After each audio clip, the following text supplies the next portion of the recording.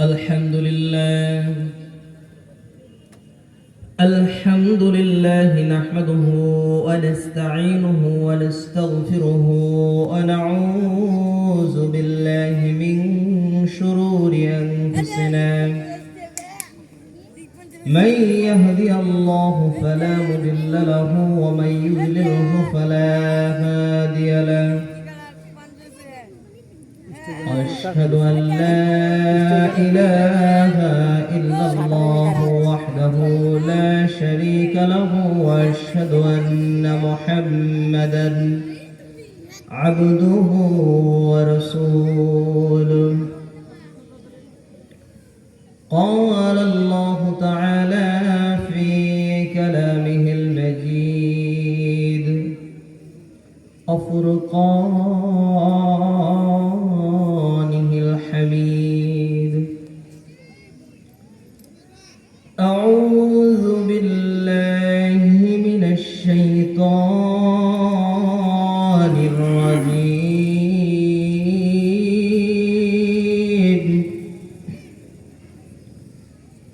بسم الله الرحمن الرحيم.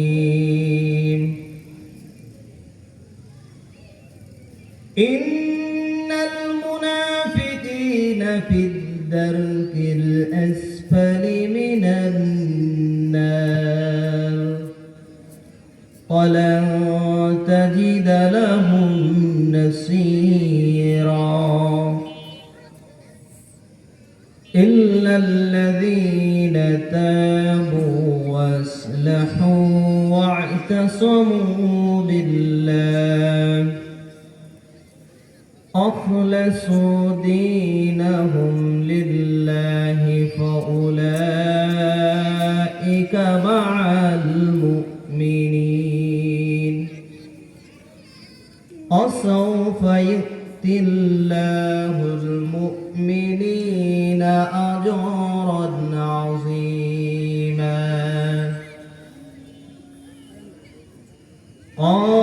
قال رسول الله صلى الله عليه وسلم تعلموا الفرائض والقرآن وعلموا الناس فإني مقبول. بلغ العلا بكماله كشف الدجى بجماله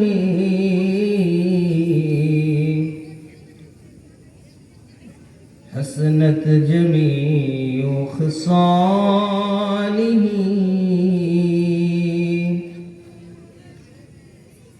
صلوا عليه وآله. الحمد لله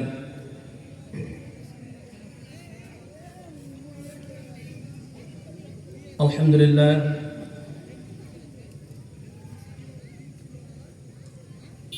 পরম করুণাময় রব্বুল আলামিনের দরবারে লাখ কোটি শুকরিয়া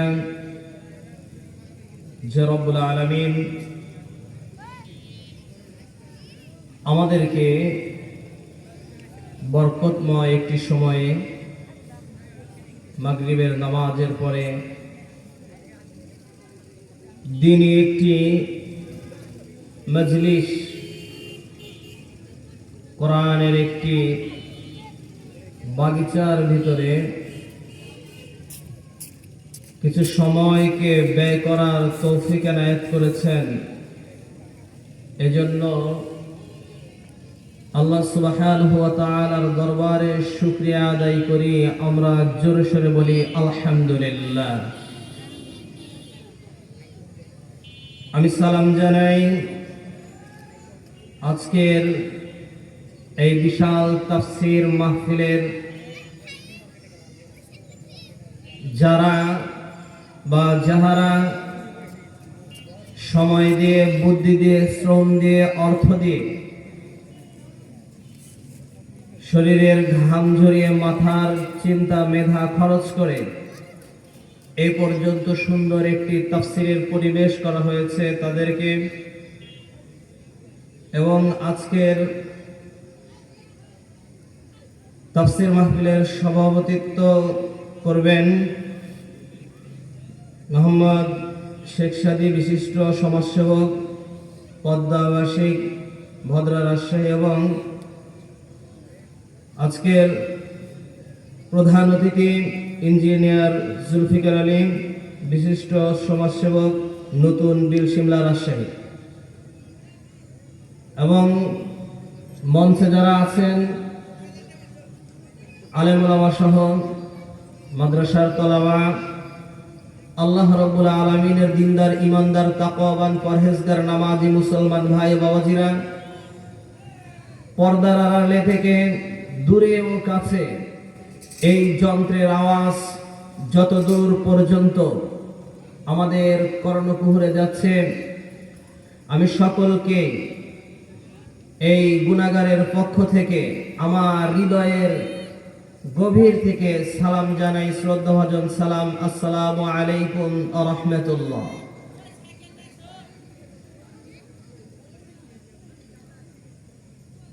সম্মানিত ভাই বাবাজিরা আমার, মা বোনেরা আমার,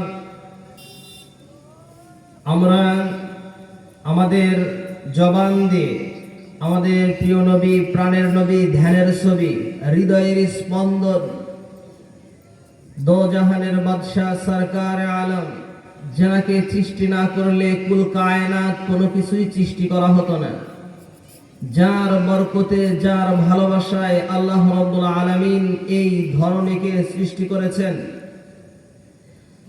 যার মেহনত, যার অক্লান্ত পরিশ্রম, যার রক্তের বিনিময়ে, যে রাসূলের সাহাবাদের অগণিত প্রাণের বিনিময়ে সুন্দর সংবিধান আল কোরআন পেয়েছি, যে রাসূলের মেহনতেই আজকে আমরা সুন্দর ধর্ম পেয়েছি, যে রাসূল দোজাহানের বাদশাহ, কাল কিয়ামতের ময়দানে যে রাসূল হবে হাউজে কাউসারের মালিক, যে রাসূল হবে শাফায়াতের কান্ডারি, যে রাসূলের আগে অন্য কোন নবী এবং রাসূল জান্নাতে প্রবেশ করবেন না, সেই বিশ্ব নবীর উপরে আমাদের হৃদয় নিংড়ানো সবটুকু ভালোবাসা উজাড় করে দিয়ে আমরা দরুদ পড়ি, সকলেই বলি সাল্লাল্লাহু আলাইহি ওয়াসাল্লাম। সম্মানিত মুহতারাম, আমি আসলে আপনাদের সামনে কি আলোচনা করব, কি বলবো, একদম নগণ্য ক্ষুদ্রতম একটা মানুষ। যোগ্যতা শব্দ লেখারও জ্ঞান আর গরিমা আমার ভিতরে নেই। বিশাল সমুদ্রের ভিতরে যেমন পানি থাকে, সূর্য ডুবালে এক ফোঁটা পানি ওঠে, ইলমের বিশাল দরিয়ার থেকে আমার মাঝে ওই সূচের ফোঁটার মতো এক ফোঁটা ইলম আমার ভিতরে নেই। পৃথিবীর এই জমিনে সবচাইতে নরাধম, সবচাইতে পাপী মনে হয় আমি, আমার চাইতে বড় কেউ নেই, এত বড় পাপী আমি। এরপরেও আল্লাহর রাসূলের রেখে যাওয়া কোরআন, রাসূলের হাদিস থেকে সংক্ষিপ্ত সময়ে দুই একটি কোরআন আর হাদিসের কথা বলার জন্য চেষ্টা করব, যদি মালিক তৌফিক দান করেন। এছাড়া আমার পক্ষে সম্ভব নয়, আর আপনারা যদি হৃদয় থেকে দোয়া করেন। প্রিয় ভাই ও বাবাজিরা, মা ও বোনেরা, আমার এই আওয়াজ যতদূর পর্যন্ত আপনাদের কানে যাচ্ছে, আমি সকলকে বলতে চাই, এই জান্নাতি মাহফিলে এসে বসা সবার কিসমতে থাকে না, আর সবার সৌভাগ্যে এটা লেখা হয় না। আল্লাহ রাব্বুল আলামিন যাকে তৌফিক দান করবেন, সেই কেবল এইখানে আসতে পারবে আর বসতে পারবে। কারণ এটা সাধারণ কোনো সেমিনার নয়, এটা সাধারণ কোনো কনফারেন্স নয়, এটা একটা জালিসুর রহমান, জান্নাতের বাগান। তৌফিক এমন এক দৌলত। আল্লাহ রাসূল সাল্লাল্লাহু আলাইহি ওয়াসাল্লাম সাহাবাদের মাঝে কথা বলছেন,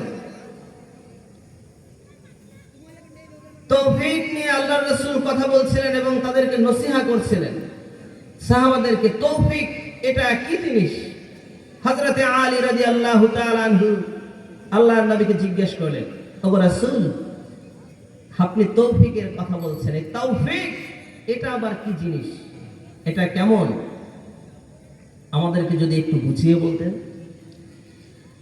আল্লাহ রাসূল সাল্লাল্লাহু আলাইহি ওয়াসাল্লাম তার তুলনা তো হয় না। নবী রাসূলদের বুদ্ধিমত্তা, তাদের উপস্থিত বুদ্ধি, তাদের জ্ঞান গরিমা, এগুলো ওহীর জ্ঞান, এটা সাধারণ মানুষের জ্ঞান নয়। আল্লাহ রাসূল সাল্লাল্লাহু আলাইহি ওয়াসাল্লাম হযরত আলীকে বললেন, আলী দাঁড়াও, উঠে দাঁড়াও। হযরত আলী রাদিয়াল্লাহু তাআলা আনহু উঠে দাঁড়ালেন। আল্লাহর নবী বললেন, ওগো আলী, তুমি দুই পা দিয়ে জমিনে দাঁড়িয়েছো, তুমি একটা পা জমিনে রাখো আর একটা পা উঁচু করে দাঁড়াও। হযরত আলী রাদিয়াল্লাহু তাআলা আনহু ডান পা জমিনে রাখলেন, বাম পা উঁচু করে দাঁড়ালেন। আল্লাহর নবী মুস্কি মুস্কি হাসে আর বলেন, একটু দাঁড়ায় থাকো, তৌফিক শেখাচ্ছেন। এবার আল্লাহ রাসূল বলে, ওগো আলী, তুমি এবার তোমার এই বাম পাটা আর ডান পা, দুইটা পা একসাথে উঁচু করে জমিনে দাঁড়াও তো। হযরতে আলী রাদিয়াল্লাহু তাআলা আনহু বলে, হে রাসূল, এটা কেমন কথা বললেন? মানুষ কি কোনো সময় দুই পা উঁচু করে দাঁড়াতে পারে?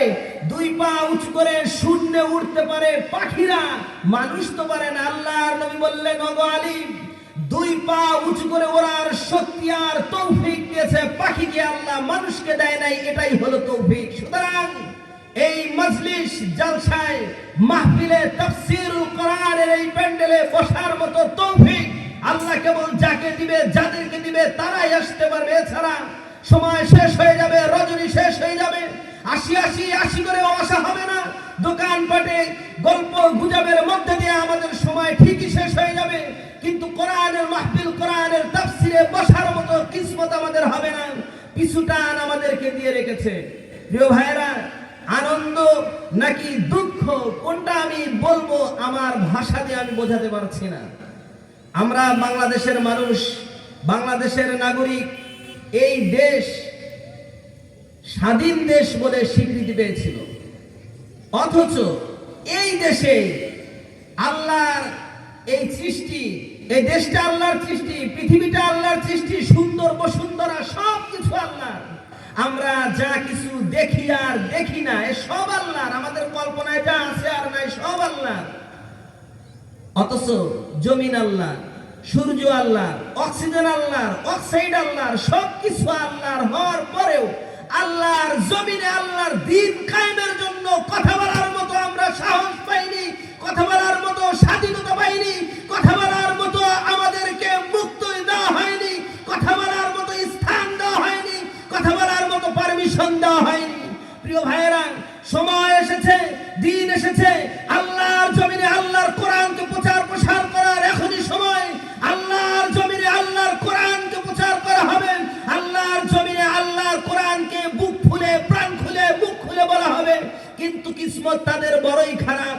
এই কোরআনকে যারা আজকে আপন করে নিতে পারলো না, কোরআনকে যারা আজকে বুকে জড়ায় নিতে পারলো না, কোরআনের সোহবতে এখনো যারা আসতে পারলো না, ভাইয়েরা, তাদের জন্য নিশ্চয়ই ধ্বংস অনিবার্য। সম্মানিত ভাই বাবাজিরা আমার, মা বোনেরা আমার, কোরআন এমন একটা বস্তু, এমন একটা গ্রন্থ, এর সাথে যারা সময় দিবে তারা সকলেই দামি হয়ে যাবে। দেখেন না, আমরা বাড়িতে আসবাবপত্র বানাই, কত ধরনের আসবাবপত্র বানাই, চেয়ার বানাই, ফার্নিচার বানাই, খাট বানাই কাঠ দিয়ে। এই কাঠের চেয়ারে আমরা সোফায় বসি, পা তুলি, লাথি মারি, কখনো এইটারে চুমা দেই না। কিন্তু আমরা বাজার থেকে 100 টাকা দিয়ে একটা রেহাল কিনি, সেই রেহালটা যদি হাত থেকে পড়ে যায়, লাথি তো দূরের কথা, হাত থেকে যদি পড়ে যায়, সাথে সাথে সেই রেহালটারে আমরা তুলে চুমা দিয়ে বুকে জড়ায় ধরি।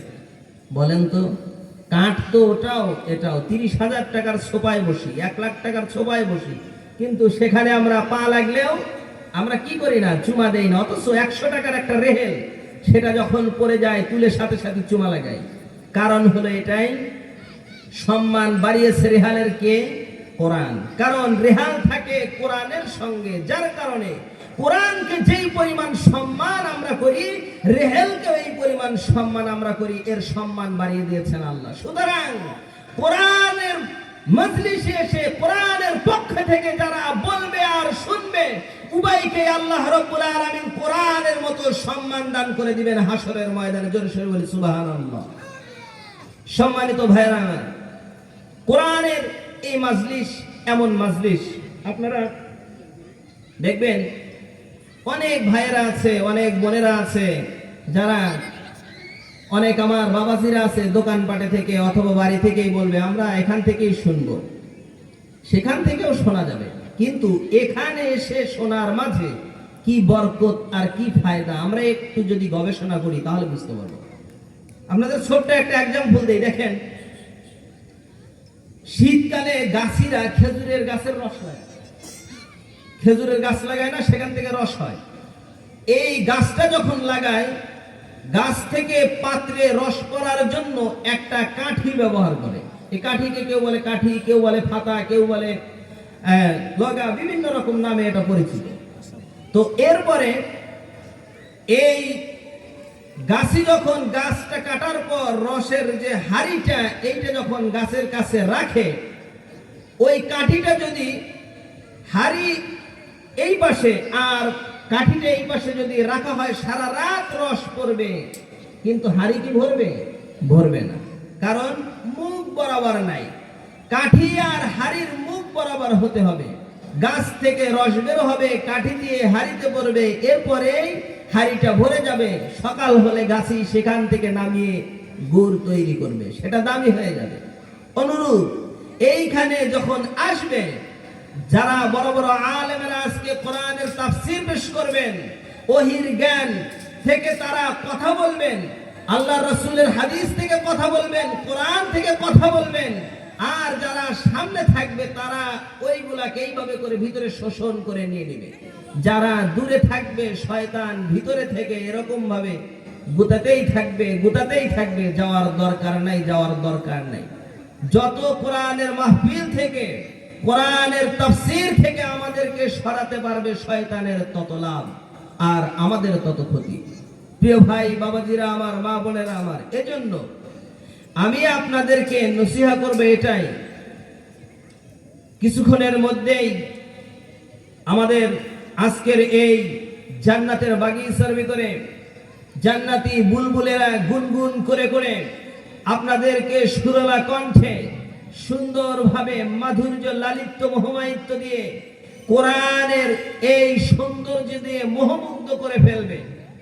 তাই আসুন আমরা আর দেরি না করে এদিক সেদিক না থেকে সুন্দর কোরআনের এই পরিবেশে এসে বসে দোজাহানের কামিয়াবি হাসিল করি।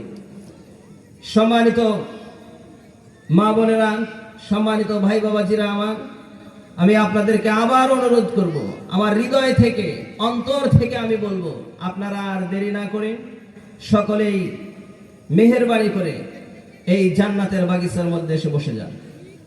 আলহামদুলিল্লাহ, আমি এতটুকু বলেই আমার সংক্ষিপ্ত আলোচনা শেষ করছি। ওমা তৌফিক ইল্লা বিল্লাহ।